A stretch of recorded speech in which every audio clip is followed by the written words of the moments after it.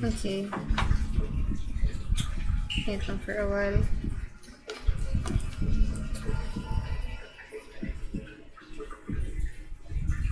So we are done with food and agriculture. Now let us now proceed to culture and the arts. So Negros Occidental has been long a center of culture and arts. Now the wealth brought about the sugar industry made sure that the Negrense Principalia enjoyed an above average standard of living. So we were also dubbed as the Paris of Negros. No, right now, no, syempre ang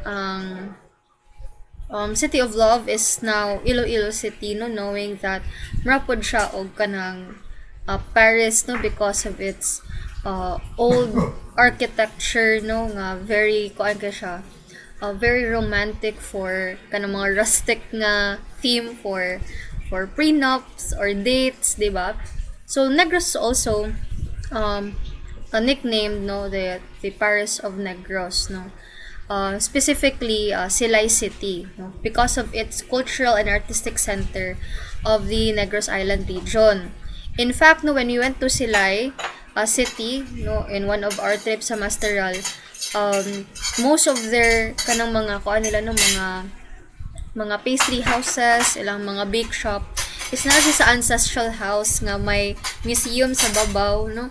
And then that is quite unique because usually when we go to panaderia, no, kuan naman siya na anong mga persang RBs, no, mga bago raman ang mga building, and then typical raman nga bake shop, no, or bakery. Pero ang sa Silay, no, kuan siya marsyag old, marsyag vegan, no, nga na yung mga shops na old siya nga mga buildings, no, just like in Iloilo nga ngayon murag fast food restaurant is located inside of a historical house or heritage house, no. So in Silay City, just like in Iloilo, no, it has 30 heritage houses, which was declared by the National Historical Institute, no. And once that is identified by a certain agency, it has to be protected, no, kay para preserve Japon siya, just like in vegan. So most notable is the Balay Negrense, which you will see a picture later on, no? It is the hometown of the national artist of the Philippines for architecture, which is Leandro Locsin, and international mezzo-soprano Conchita Gaston. So not only sa mga heritage houses ang daghan, no, but also one of the most famous art heritage that can be found in Victoria City. Okay? Of course, the famous mural of the Angry Christ. Kung nakaagto mo sa Victoria's Milling Company, no, sa chapel nila, class, vibrant kaayo ang mural painting sa Christ, and then in shades of red, orange, very bright colors, and then mura siyang Picasso painting ba nga, not typically convert, pero kanang na ay mura abstract colors kasagol nga in shapes, no. They call it Angry Christ because of the splashes of color nga symbolizes the color of anger, no. And not only that, no, kanang very vibrant nga red, strong kaayo nga colors. So it was painted by artist Alfonso Osorio, a scion of the Osorio family who owned the mill. So, syempre, unay naman siya dira, no, yung family owns the mill. So, he painted, no, that mural. So the Negrenses joie de vivre is manifest in the various festivals all over the province. Foremost being the famous Mascara Festival of Bacolod City, Pasalamat Festival of La Carlota, Bailes de Luces of La Castellana, and of course, no, our festival Pinta Flores, no, which is the festival of flowers. So, fortunately, no, we were awarded as one of the most beautiful festivals in the Philippines, no? May mga dagko kaya kuan. Dili man ni minuon pareha sa uban nga lugar nga abundant jud ang flowers, no? Kay you see that a lot in Don Salvador, but in San Carlos City man no, we have siguro before daghan man ka abundant kay mga sunflower. That's why sunflower ang murag symbol ni San Carlos City. Probably back before no nga wala pa kayo na highly civilized ang syudad, maybe there was a vast kanang murag fields of flowers, no, or sunflowers, and then katong mga stories kay Princess Nabingka, mga ingana, no, pero himo naman na siya nga folklore. So these and other local festivals are featured during the Panaad sa Negros Festival, no, which is held every April at the 25-hectare tree-lined Panaad Stadium in Bacolod. And then, what is nice about the Panaad Stadium is that not only festivals get to compete, but there are also marasyag ka ng mga kuan gani, mga kiosk. So like there are kiosks per municipality, per city nga ilahan ang i-highlight, like for example if they sell something, like I think in Sagay, like there were also you have a kiosk there where you sell, no, or it was in Silayba where they sell local products. Yan na ay mga i-decorate, no, nga sulod sa kiosk about sa inyong lugar. Like sa amo ang kiosk sa Panaad na San Carlos is naa sa Pinta Flores Festival, and then ang kanang mga costume sa Pinta Flores, mga baligya na mo, like for example our peanuts are very delicious in San Carlos, no, and then amo apod ana is buko pie, so nagpili man mi og kanang pangpasalubong, so buko pie man na siya ang nakadaog sa katong contest, so mo ang pasalubong in San Carlos. So, if Sinulog is the mother of all festivals in the province of Cebu, where other provinces also compete, in Bacolod, no, Panaad also is considered as the festival of festivals. So, Panaad brings together the 13 cities and 19 towns in a showcase of history, arts and culture, tourism, trade, commerce and industry, beauty and talent, as well as games and sports. So, we have our own, very own like Sinulog, no? Pero, dili rin siya compete sa Sinulog, of course, no? Sinulog has been, long before pa na sa banda festivals, nag-exist na rin ang Sinulog. And then, ang counterpart is like Dinagsa, no, or other pa rin ng mga festivals in Western Visayas, no. So ang Panaad mura na siyag pasigarbo sa Sugbo. Ang pasigarbo sa Sugbo mura na siyag mag-come together ang mga different festivals. Kay kung sa Sinulog dapat Sinulog lang jud nga dance, no, pero ang sa pasigarbo sa Sugbo mura po na siya og Panaad nga magtapok tanan ang mga syudad and municipality sa Cebu province, and then they compete, no, for a prize. Also, just like sa Panaad Stadium, magtapok pud ang tanan nga mga cities and towns to compete, no, for a prize baron or even for prestige lang, no. So, the Panaad sa Negros Festival, also called simply as the Panaad, sometimes called Panaad, is a festival held annually during the month of April in Bacolod, the capital of Negros Occidental province in the Philippines. So, Panaad is a Hiligaynon word for vow or promise, no? It is a festival for thanksgiving to the divine providence and commemoration of a vow in exchange for a good life. The celebration is held at the Panaad Park, which also houses the Panaad Stadium, and is participated by the 13 cities and 19 towns of the province. For this reason, the province dubs it the mother of all festivals for Negros Occidental. Okay, so do not be confused sa mother of festival sa Cebu, which is Sinulog. And their own panaad there is called Pasigarbo sa Subo. While in here, we call it Panaad. No? Panaad sa Negros Festival, which is the mother of all festivals here in Negros Occidental. Okay, we're now done with festivals. Let's proceed with infrastructure. So through its capital, Bacolod, Negros Occidental is only 50 minutes away from Manila and 30 minutes from Cebu by air or maggamit of course sakay mo og airplane. By sea, it is an 18-hour cruise from Manila and an hour by fast ferries from Iloilo. So medyo dugay-dugay kung mag-ferry, no? 18 hours ra. Compared to 18 hours ra, no? Almost a day, no? So usually when you travel, mo stay jud ka og dugay, no? Sa like dagko nga ships, no, like for example sa super ferry, no, dagko nga ships usually you stay overnight, no, if it's a longer trip like 18-hour trip. So it's also accessible by sea and land trip from Cebu via Escalante City, San Carlos City, and Dumaguete City in Negros Oriental. Naka-try na ko sa Cebu via Escalante City when we were stranded, no, from San Carlos to Toledo. We cannot travel. Actually, kay gamay man gud na ang, although duol ra bita ni Toledo San Carlos, no, 1 hour away or 1 hour and a half. But sadly, ang ilang port ito gamay ra. Gamay ra pud ang barko from San Carlos to Toledo. So what we did, we traveled to Escalante, rode a bigger nga catamaran or roro dito. And then, mahimo noon siyang 2 hours to 3 hours trip. Pero, they can travel even through harsh weathers.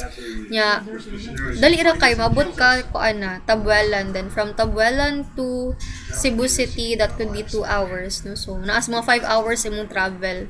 Compare kung makikag San Carlos, na sa mga 3 hours or 2 hours travel ang San Carlos to Cebu City.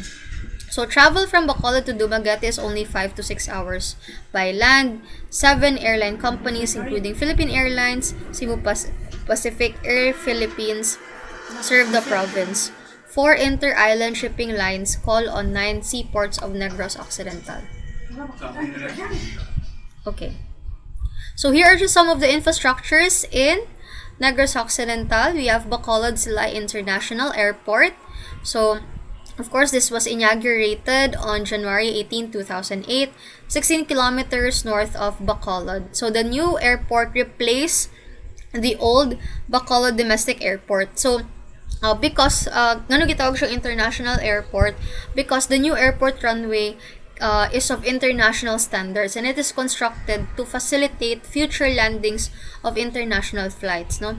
So, syempre, we cater mostly to domestic flights in Bacolod Silay International Airport, but the runway there, class, no, is pwede na siya malandingan og mga international flights from other countries. We have the Kabangkalan Domestic Airport. So, domestic naman siya, meaning kanang local lang nga flights. So, this is a new airport designed to serve the general area of Kabangkalan City. So, the airport will be the second airport in Negros Occidental after Bacolod Silay International Airport and the third airport on Negros Island region. It is located 4 kilometers northeast of Kabangkalan. We have the Sipalay Airport. O bali ni mga picture actually class is sa Bacolod International Airport, no, because some of these are still constructing pa or still new, so there's no picture online pa. So on August 3, 2017, Air Juan started to open flights to Sipalay City from Cebu and Iloilo. So flights from Cebu to Sipalay will be every Wednesday, while Sipalay to Cebu on Sundays. Iloilo to Sipalay on Mondays and return on Thursdays. So dili sila regular, no, by schedule sila because smaller lang ni ang Sipalay Airport compared to Bacolod International Airport and hopefully Kabangkalan, no, Kabangkalan City Domestic Airport.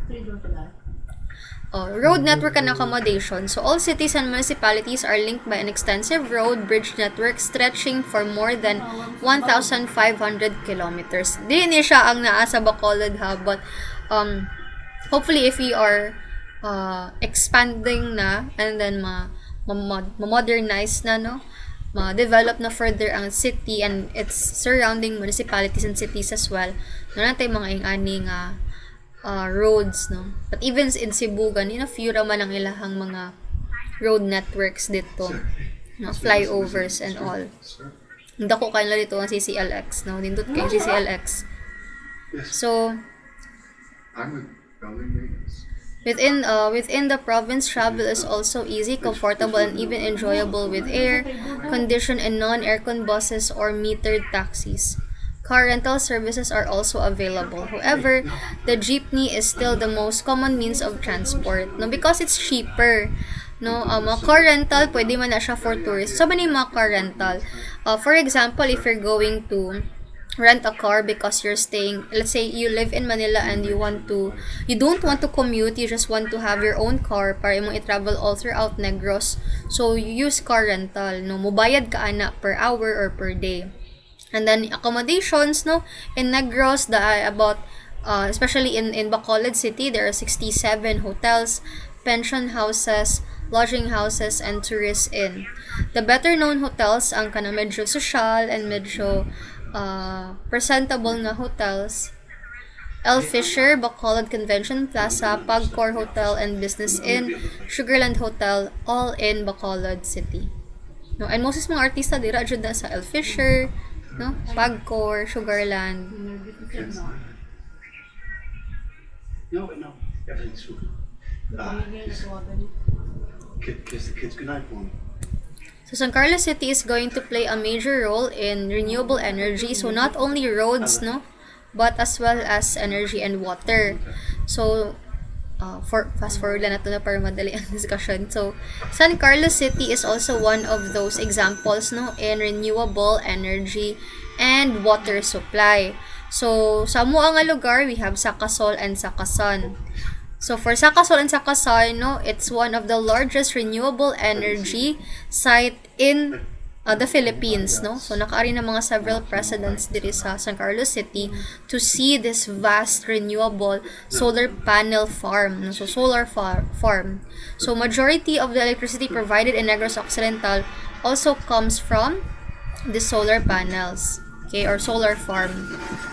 The initial capacity of 13 MW in Phase 1 and a provision of an addition of 7 MW in Phase 2.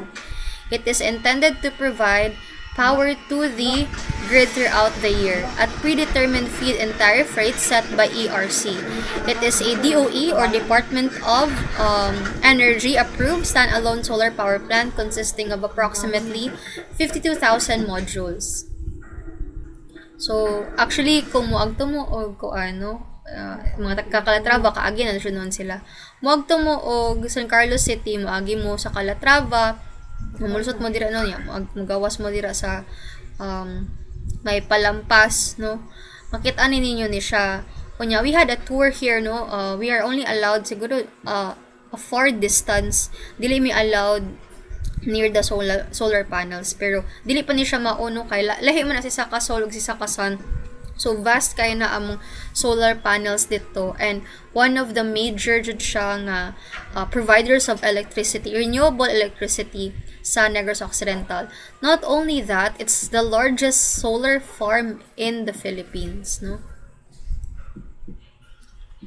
So, you also have communications and medical facilities like hospitals, no?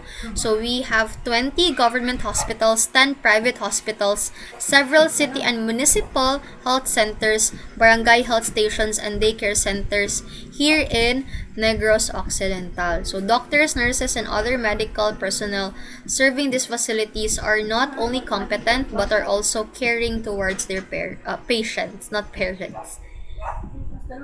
Then in fact, no, Sagay, NUNESCOS is the only government school for nurses, no, meaning you really provide health opportunities for Negrenses as well as opportunities for students to study medicine.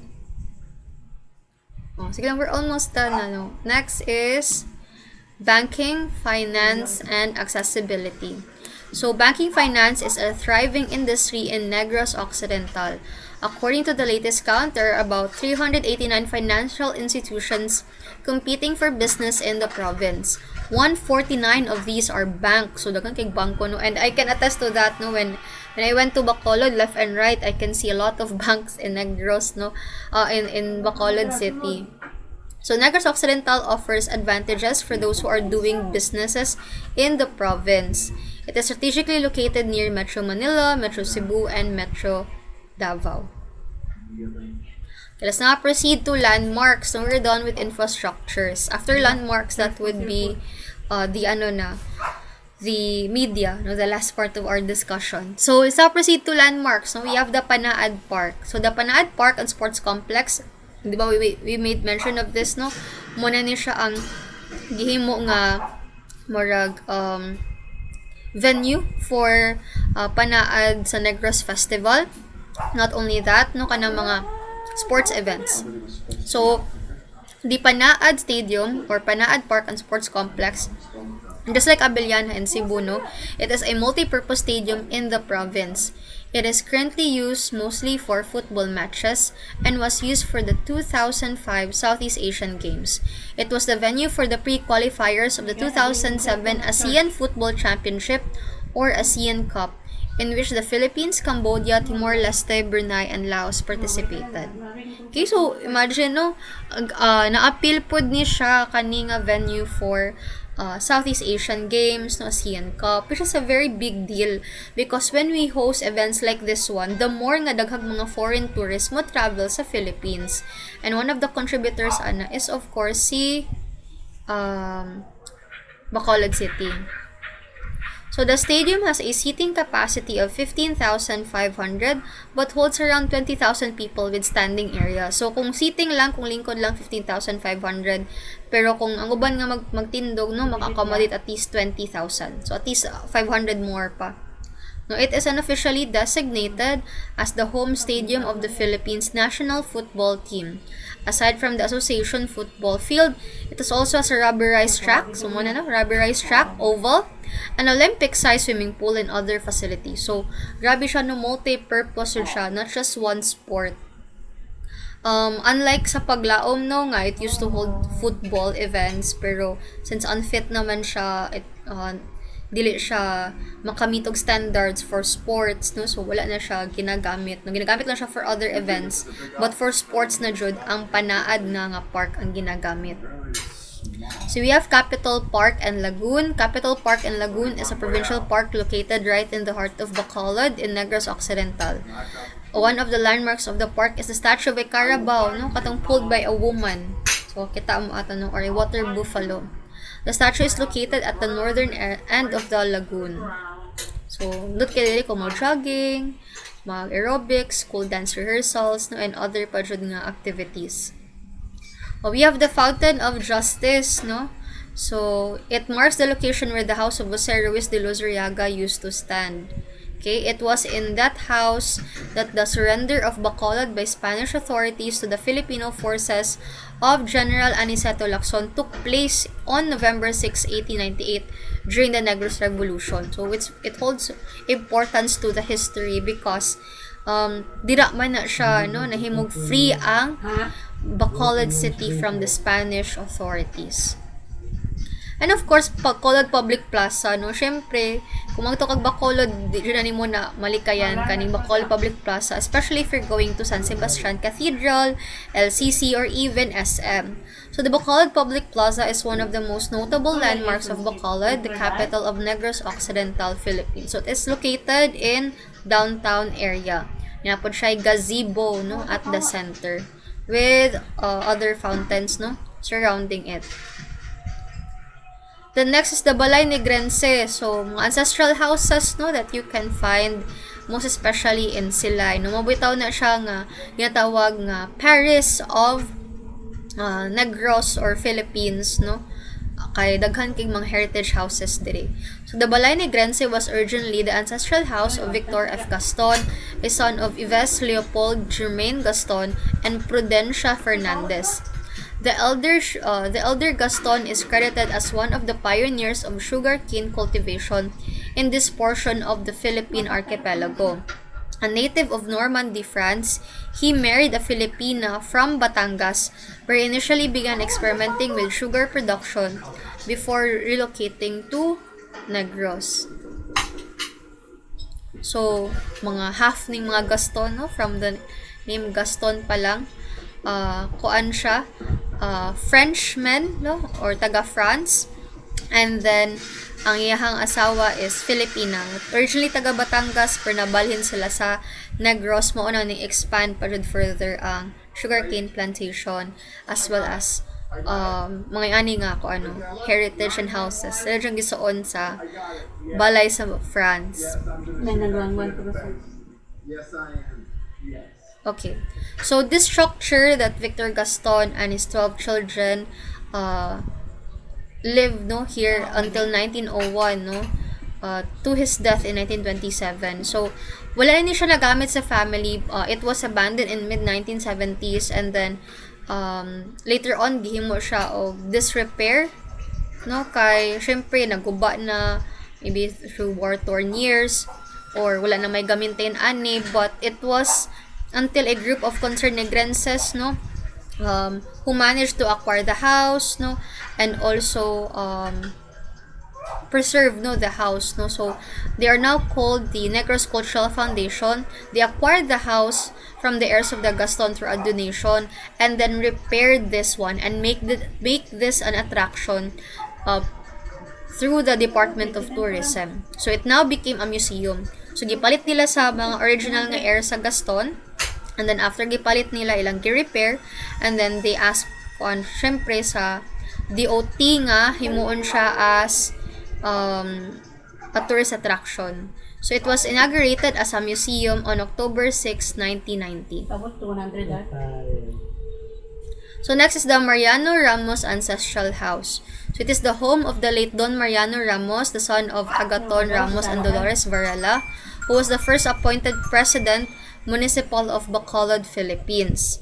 So it was built in the 1930s, no? So ang iyang architecture, a combination of Castilian and Tuscan. So may pagka-Italian, no? And 3 stories including the tower room known as the Torre. Okay? So gihimo niya siya og watchtower and headquarters during the Japanese occupation. And we have the San Diego Pro Cathedral. So San Diego Pro Cathedral, formerly known as the San Diego Parish Church or St. Didacos Parish, before its declaration as a Pro Cathedral in 1994, is an early 20th century century church in Silay, Negros Occidental. So it's one of the most beautiful churches no in Negros due to its dome, no cupola or dome, just like St. Peter's Basilica. So it's the only church that have this dome. And of course, the ruins. No? So, di na ko na mo share, na-mention naman to sa video, nga this is called as the Taj Mahal of Negros Occidental. No? It is dedicated to kay Maria Braga, no? A Portuguese from Macau, no? By his sugar baron husband, nga si Don Mariano Ledesma Lacson. So the mansion dates back to 1990s, no, and yung structure Italianate architecture. So Italian Tuscan architecture. Okay? So complete with Renaissance type balustrading typical of the homes of English ship captains. So very nice no pang mansion ang mansion niya is pang Italian nga mansion type, no, not typical Filipino nga architecture. Then of course the Paglaom Sports Complex. So ang Paglaom Sports Complex no hosted several football events, but sadly it was unfit na to host football matches no. So instead naghimo na lang siya og kuano kana a venue for other big events like katong pag-election time no sa rally nila ni Robredo and ni Marcos, and also surrounding this sports complex na ani mga business establishments, BPO and IT companies no nga nag-surround ani, so mahimo na ni siya venue for other big events like concerts, rallies no. And then gihimo po siya alternative venue sa Mascara Festival celebration. We have the Negros Occidental Multipurpose Activity Center or the NOMPAC located in the Capitol Park and adjacent just in front of the Capitol Park and Lagoon. So for mga basketball matches, seminars, boxing matches, karate-do, diri ni siya. And we're now down to our last part of our discussion before we end, which is ang media. So we have modern communication facilities like PLDT, Globe, Telecom. But for television, we have major television and radio providers, no? Just like ABS-CBN, Bacolod, GMA Network, TV5, CNN Philippines, no? So cable TV also provides access to BBC, ESPN, and other international programs. And even newspapers are available on the same issue as Manila. So Bacolod is noted for being the home of the Negros Summer Workshops, multi-award-winning filmmaker and Negrense Pique Galaga, founded in 1991. And also, of course, these workshops have been training students how to act, how to do filmmaking, how to write, and many more. Not only that, no, Negros Occidental has also been a venue for different shows, no, like the epic Oro Plata Mata, where Hacienda Rosalia is the setting. And then recent films also, just like Negros are in Negros are Ligaw Liham, Namets, and Everyday I Love You, which is katong Lisken, no? Si Lahi Soberano o si Koan, Enrique Hill. And then also natay regional newscast program, which is TV Patrol Negros, ABS-CBN, Bacolod. And that would be it for our discussion, no? Ato lang yung gi-discuss o padali-dali lang, no? Because syempre it's already 8:33. We need to rest as well. We had a very long discussion of almost 3 hours, no? For the cultural features of Negros Occidental. This is really quite long, so I will just upload this one if you want to read further. I've skipped several parts. I've only highlighted the important parts of this discussion, but if you want to read further the detailed description of the cultural background of Negros Occidental, you can just read this slide for your reference, okay? So I will